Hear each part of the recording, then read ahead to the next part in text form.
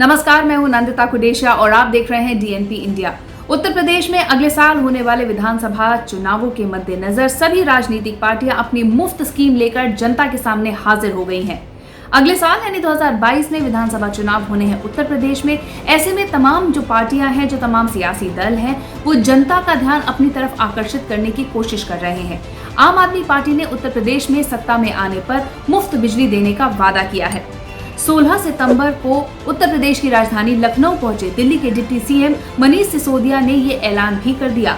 मनीष सिसोदिया ने ट्वीट किया, उत्तर प्रदेश में महंगे बिजली के बिलों से मुक्ति दिलाने के संबंध में एक महत्वपूर्ण घोषणा।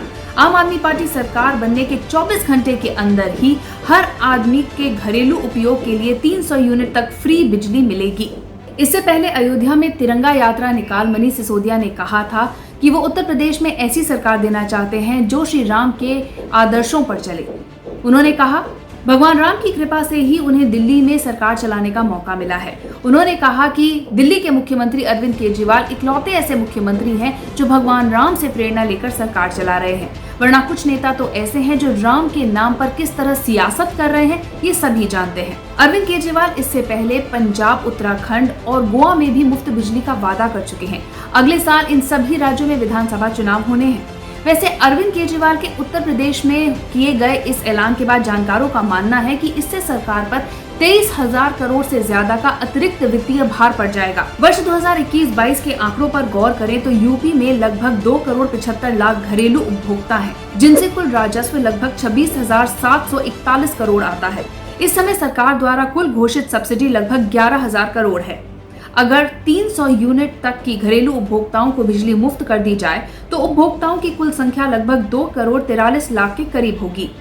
उनसे वर्तमान में जो राजस्व अनुमोदित है वह लगभग 21,186 करोड़ है। यानी फ्री बिजली देनी है तो लगभग 21,182 करोड़ के अतिरिक्त सब्सिडी देनी होगी। इसी तरह किसानों को जहां तक मुफ्त बिजली देने की बात है तो प्रदेश भर में कुल किसानों की संख्या 13 लाख है और इनके लिए जो अप्रूव्ड राजस्व है वो 1845 करोड़ है। यानी कि अगर किसानों को मुफ्त बिजली देनी होगी तो इसके लिए सरकार को अतिरिक्त 2,000 करोड़ रुपए की सब्सिडी देनी होगी।